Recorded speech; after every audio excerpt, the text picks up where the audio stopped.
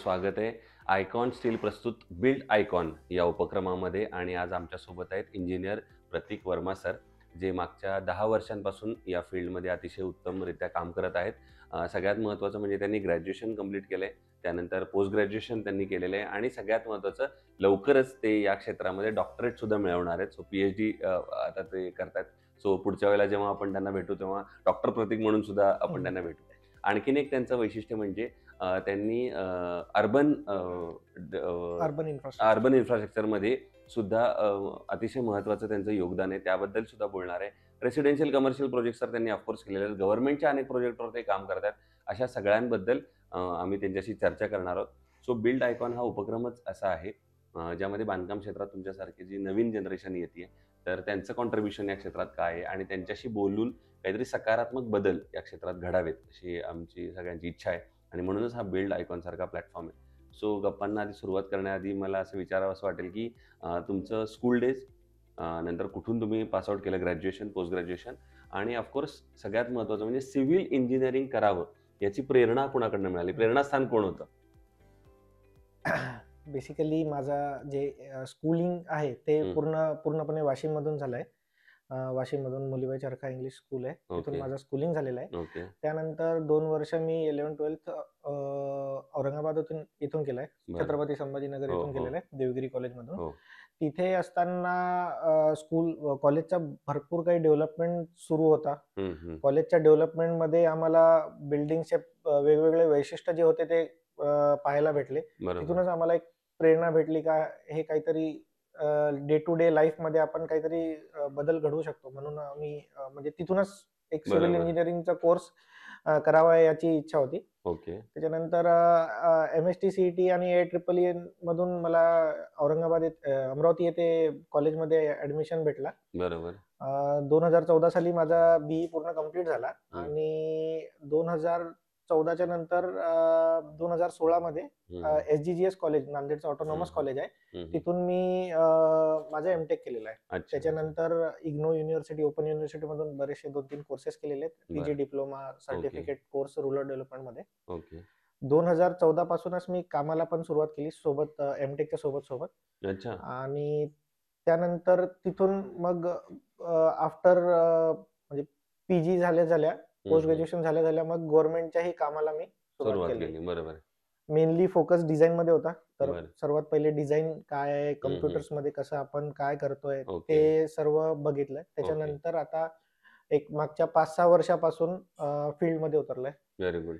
जे काही डिझाईन करत होतो ते इम्प्लिमेंट होत आहे, नाही होत आहे, कसं होत आहे, काय अडचणी येत आहे ते बघण्यासाठी आता मागचे 5-6 वर्ष गेले काम सुरू आहे. ठीक आहे. आता तुम्ही सगळ्यात महत्वाचं हे तुम्ही सांगितलं, जसं क्रिएटिव्ह फील्ड आहे, याच्यामध्ये तुम्ही जेवढ्या एंडलेस अपॉर्च्युनिटी आहेत, पण हे सगळं करताना त्याला टेक्नॉलॉजीचा सपोर्ट सुद्धा तितकाच महत्वाचा आहे.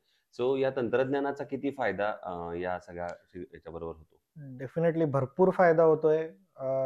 आयकॉन सारख्या कंपनीकडून पण भरपूर टेक्निकल नॉलेज भेटतो. बऱ्याचशा त्यांचा आयकॉनचे आम्हाला कोलॅबरेटिव्ह कोर्सेस भेटतात. डे टू डे म्हणजे पिरियॉडिकली एंगेजमेंट्स होतात बऱ्याचशा इंजिनियर सोबत, तिकडचे काही इंजिनियर्स येतात. आणि अदर दॅन दॅट भरपूर डिजिटल इंडिया आहे, तर त्याच्याकडून पण भरपूर आम्हाला शिकायला सपोर्ट मिळतो. बरोबर. आणि दुसरं, कन्स्ट्रक्शन मध्ये अनस्किल्ड लेबर हे खूप मोठ्या प्रमाणात वापरले जातात, पण अनस्किल्ड लेबर वापरणं हे किती धोकादायक आहे? भरपूर धोकादायक आहे. म्हणजे ज्याला काही माहित नाही तो फक्त दिहाडी म्हणून काहीतरी कामाला लगेच सुरुवात करतो आणि त्याच्यामुळे बरेचसे ऍक्सिडेंट्स होतात. आता बांधकाम करताना काही जे नाही घडत ते बांधकाम झाल्यानंतर घडतात. It is very risky. Skilled labour भरपूर इम्पॉर्टंट आहे आपल्याला वापरणं. बरोबर. दुसरं, कन्स्ट्रक्शन करताना प्लॅन अतिशय महत्वाचा असतो, आराखडा जो बेसिक असतो. तर तुम्ही प्लॅनला किती महत्व देता आणि कसं करता त्याच्यावर काम? मला असं वाटते 100% म्हणजे 90% माझा प्लॅन, जर 100 मधून 90% माझा प्लॅन रोल प्ले करतो, 10% साईट एक्झिक्युशन प्ले करतो. मी जर प्लॅन परफेक्ट दिलाय तर साईट वरती कोणत्याही प्रकारचा कोणताही म्हणजे मिस्टेक होण्याची शक्यता भरपूर कमी असते. अगदी एक 2-3% मिस्टेक होईल अशी शक्यता असते. दुसरं, आता तुम्ही रेसिडेन्शियल प्रोजेक्ट्स मध्ये सुद्धा काम करताय, तर रेसिडेन्शियल प्रोजेक्टमध्ये काम करताना बऱ्याचदा कस्टमरचं असं म्हणणं असतं, की माझं बजेट थोडं कमी आहे कमी आहे. किंवा थोडं बजेटमध्ये बसवून द्या. हा तुम्हाला कदाचित तुमच्या स्माईलवरनं कळतं, की हा प्रॉब्लेम जनरली रेग- येतो. रेग- पण ऑफकोर्स त्या माणसाची प्रत्येकाची रिक्वायरमेंट असते. पण मग हेच कन्स्ट्रक्शन करताना ते बजेट आणि त्याचं चांगलं घर किंवा क्वालिटी काम व्हावं, या दोघांची कशी तुम्ही सांगड घालता? टेक्नॉलॉजी आहे, मग क्वालिटी जी आहेत, म्हणजे आयकॉन एक कंपनी आहे, तशाच 10 वेगळ्या कंपनी आहेत. बरोबर. प्रत्येकाच्या रेटमध्ये फरक पडतो.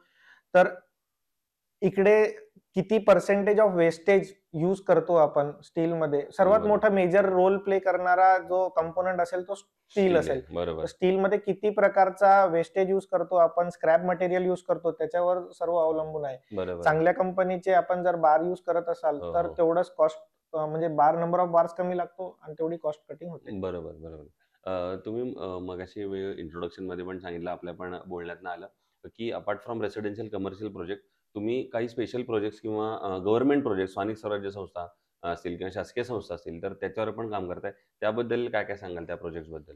मी अर्बन इन्फ्रा प्रोजेक्टमध्ये सर्वात आधी स्मार्ट सिटी प्रोजेक्ट्समध्ये काम केलेलं आहे. Very good. तर स्मार्ट सिटी प्रोजेक्ट्स हे अतिशय म्हणजे उत्तम, सर्वात चांगलं मोदी सरकारचं जे इनिशिएटिव्ह होतं त्याच्यातला एक इनिशिएटिव्ह आहे. ओके. आणि एका शहराचा विकास कसा होऊ शकते, हं, हं. काय काय त्याच्यात देऊ शकतो आपण, जर आपण त्याला शहराला एखादी आपलं घर सारखं समजतो, बरोबर. तर त्याला काय काय आपण कोणत्या प्रमाणे आपण त्याला चांगलं सुशोभित करू शकतो, हे मला भरपूर शिकायला भेटलं आणि मी केलं पण आहे.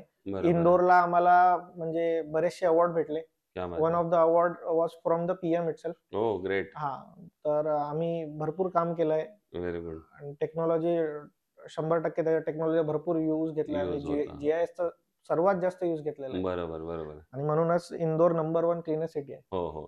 आणि इकडं आल्यानंतर काही गव्हर्नमेंट प्रोजेक्ट्समध्ये वगैरे किंवा असं इकडे काही इकडेही इकडच्या काही काम केले, प्रोजेक्टबद्दल? इकडेही काम केलेले आहेत. भरपूर बरेचसे कामं झालेले आहेत इकडे अच्छा. जलसंधारण विभागमध्ये. ओके. अ, बाकी रोड प्रोजेक्ट्स वगैरे नॉमिनल त्याच्यामध्ये आहे. चालतात. बरोबर. दुसरं तुम्ही आता जे नवीन पास आउट होत आहेत मुलं किंवा जे तुमचे ज्युनियर्स आहेत असं म्हणू आपण, तर त्या ज्युनियर्सला तुम्ही काय सल्ला द्याल या फील्डमध्ये येण्यासाठी? जे सध्याला ऑनगोइंग स्टडी म्हणजे जे करतायत, परस्यू करतायत बरोबर, कोर्स, त्यांना फील्ड नॉलेज खूप खूप इम्पॉर्टंट आहे. बरोबर. म्हणजे जे कंपोनंट्स यूज होणारे आहेत हं. किंवा जे कंपोनंट्स आपण यूज करतोय हं. त्याची फील्ड व्हिजिट वगैरे, जसे बरेचसे कॉलेजेस करतायत का आपण स्टीलच्या कंपनीमध्ये जाऊ, सिमेंटच्या कंपनीमध्ये जाऊ. तसंच त्यांना एखादा ऑनगोइंग प्रोजेक्ट, छोटासा रेसिडेन्शियल का नसो, पण that project is quite important. ते बरोबर. तिथं त्यांना व्हिजिट, तिथं त्यांना कंटिन्यू हँड टू हँड, म्हणजे हे सुरुवात कशी झाली हं, हं. तिथून त्यांना फील्ड नॉलेज अतिशय इम्पॉर्टंट आहे. महत्वाचं. नंतर बरोबर. हे जे पास आउट झाल्यानंतर जे त्यांचे मिस्टेक्स होतात बरोबर. किंवा त्यांना शिकायला जो वेळ लागतो हं, हं, हं. तो एकदम कर्टेल होईल. बरोबर, बरोबर. तुम्ही आता दुसरं सांगितलं, की तुम्ही स्मार्ट सिटी सारख्या प्रोजेक्टवर पण काम केलेलं आहे. त्याचा इम्पोर्टन्स तुम्हाला स्वतःला ॲज अ इंजिनिअर कळलाय. तर तुम्हाला काय वाटतं, की एका गावाच्या विकासामध्ये त्याच्या मूलभूत आराखड्यामध्ये इंजिनिअर कशाप्रकारे कॉन्ट्रिब्यूट करू शकतो किंवा त्याच्यामध्ये आपला वाटा देऊ शकतो असं वाटतं? इंजिनिअरची सर्वात मोठी भूमिका असते स्मार्ट सिटी प्रोजेक्ट घडवण्यामध्ये किंवा बरोबर. कोणताही प्रोजेक्ट इनिशिएट करण्यासाठी इंजिनिअरची खूप मोठी भूमिका असते. बरोबर. कारण गव्हर्नमेंटचे अधिकारी असतात, त्यांना लिमिटेड हँड असतो बरोबर. किंवा त्यांची जी क्षमता असते का आपल्याला एवढं करायचंय ते खूप लिमिटेड असतात. हं, हं. इंजिनियर्सला तो सर्व म्हणजे चारी दृष्टिकोनातून ते पाहिले जाते बरोबर. आणि engineers plays a important role. Important role. बरोबर. आणखीन एक महत्त्वाचं म्हणजे तुम्ही आता या कन्स्ट्रक्शन इंडस्ट्रीबद्दल आपण बोलतोय. तुम्ही त्याच्यात पुढच्या ज्या टेक्नॉलॉजी आहेत त्याही शिकताय. तर असं आता वाटतं का, की हा पण एक कोर्स त्याच्यासोबत केला पाहिजे किंवा ऑलरेडी तुम्ही केलाय किंवा आता जी टेक्नॉलॉजी बदलते त्यानुसार तुम्हाला एखादा वाटतं का कोर्स, की अरे मी हे पण शिकलं पाहिजे. एखादा कोर्स जर छोटा ॲड केला तर त्याचा इम्पोर्टन्स येईल? असे बरेचसे कोर्सेस आहेत, पण एक बेसिक म्हटल्यावर एक जीआयएस किंवा जे 3D करणारे जे टूल्स आहेत, बरोबर. नॉट ओन्ली की जे आपण रेंडरिंग करतो हं, इमेजेस, हं, हं. तेवढे 3D नाही, बट बीमचे बरोबर. बीमचा सॉफ्टवेअर आहे, हो. हा खूप इम्पॉर्टंट रोल प्ले करतो. असे रेविट. सॉफ्टवेअर शिकले पाहिजे. हो. अच्छा. दुसरं इंजिनिअरिंग क्षेत्रामध्ये किंवा कन्स्ट्रक्शन बेसिकली सिव्हिलमध्ये तर तुम्हाला काय वाटतं, काय स्कोप आहे या total as a industry? Civil engineering हा खूप बेसिक कोर्स आहे. कोर कोर्स आहे आणि ह्याला हा कधी न संपणारा कोर्स आहे. बरोबर. जेवढे याच्यात तुम्ही तुमचा एक्सपिरियन्स वाढेल तेवढं तुम्हाला प्राधान्य जास्त भेटत राहील आणि इट म्हणजे तो कधीच न संपणारा आहे. बरोबर, कारण आपण डेव्हलपिंग कंट्रीमध्ये आहोत, त्यामुळे सतत डेव्हलपमेंट होतच राहणार. Even if it is a develop country, तुम्हाला प्रत्येक वेळी काही ना काही रिहॅबिलिटेशन करायला लागतो, काही ना काही करावंच लागतो, बिकॉज याची पण एक सर्टन लाईफ पिरियड आहे. तर जेवढा तुम्ही समोर जाल तेवढं काम चालूच राहणार आहे. बरोबर. दुसरं, कुठल्याही कन्स्ट्रक्शन मध्ये सळई किंवा स्टील हे अतिशय महत्वाचा फॅक्टर असतो. तर ती सळई निवडताना तुम्ही काय पॅरामीटर्स बघता किंवा काय त्याच्या क्वालिटी चेक करता तुम्ही? बरेचशा स्पेसिफिकेशन्स आहे. तुमच्या जे काही स्पेसिफिकेशन आहे तुमच्याच गाईडलाईन मध्ये, तुमच्याच बुक मध्ये तुम्ही दर्शवता का हे आपल्याला स्पेसिफिकेशन मध्ये. सर्वात मोठा म्हणजे त्याच्यात स्क्रॅप मेटल किती पर्सेंट यूज करताय तुम्ही. सर्वात मोठा पॅरामीटर मी तरी तोच बघताय सध्याला. ओके. आणि दुसरं, आयकॉन स्टील तुम्ही याच्या पूर्वीच्या कुठल्या प्रोजेक्ट मध्ये वापरलाय का? माझ्या ऑलमोस्ट 60-70% प्रोजेक्ट्स मध्ये आयकॉन स्टीलच यूज होतो. क्या बात आहे. आणि आता मध्ये वाशिम मध्ये बहुतेक सर्वात मोठा प्रोजेक्ट असेल, 9200 स्क्वेअर फीटचा सिंगल स्लॅब आहे. अच्छा. त्याच्यात मी 9 फूटचा कॅन्टिलिव्हर बाहेर काढलेला आहे. तर त्याच्यामध्ये आम्ही आयकॉनच यूज केलेला आहे आणि बेस्ड ऑन म्हणजे त्यांची स्क्रॅपची पर्सेंटेज किती आहे किंवा त्याचं स्पेसिफिकेशन सर्वात जास्त होता,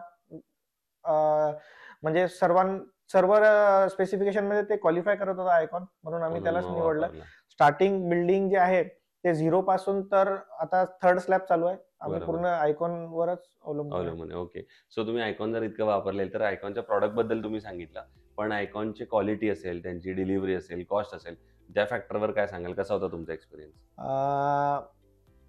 डिलिव्हरी आम्हाला कधीच प्रॉब्लेम गेलेला नाही आहे आणि ऑन डिमांड फ्रेश स्टॉक आम्हाला ऑलवेज, म्हणजे कधी आम्ही फोन केला तर आम्हाला ऑलवेज फ्रेश स्टॉक भेटलेला आहे, ऑन डिमांड भेटलेला आहे. प्राइस कम्पॅरेटिव्हली आम्ही जेवढे सध्याला वाशिम मध्ये जेवढे प्रोडक्ट्स आहेत स्टील इंडस्ट्रीमध्ये, त्याच्यामध्ये ऑलमोस्ट आम्हाला कधी पण एक 20 पैसे, 10 पैसे, 15 पैसे, 25 पैशाचा फरक पडतोच. बरोबर. क्या बात आहे. सो हे होते इंजिनियर प्रतीक वर्मा, असे म्हणेन, मास्टर प्रतीक वर्मा, की ज्यांनी अतिशय उत्तम दिलखुलासपणे आपली मतं सांगितली. सगळ्यात महत्त्वाचं मला असं वाटतं की जेव्हा अशा स्टेजला, यंग स्टेजला आपण काम करत असतो, तेव्हा एक वेगळी एनर्जी असते काम करण्याची, अजून एक वेगळी जिद्द असते. सोबत प्रामाणिकपणाही तितकाच महत्त्वाचा असतो, कारण काहीतरी आपल्याला नाव कमवायचं असतं. त्यामुळे आपण आपला 100% या फील्डमध्ये देत असतो आणि ते त्यांच्या बोलण्यातनं सुद्धा जाणवतंय. सो आगामी काळात असेच उत्तम प्रोजेक्ट तुमच्याकडून घडावेत. सगळ्यात महत्त्वाचं, तुम्ही शिक्षण थांबवलं नाहीये. व्यावसायिक फ्रंटवर काम करताना तुम्ही अजून शिकताय सुद्धा. सो तुमच्या शिक्षणासाठी आणि आगामी प्रोजेक्टसाठी दोघांसाठी माझ्याकडून आणि आयकॉन स्टीलकडून दोघांकडून तुम्हाला मनःपूर्वक शुभेच्छा. धन्यवाद. धन्यवाद.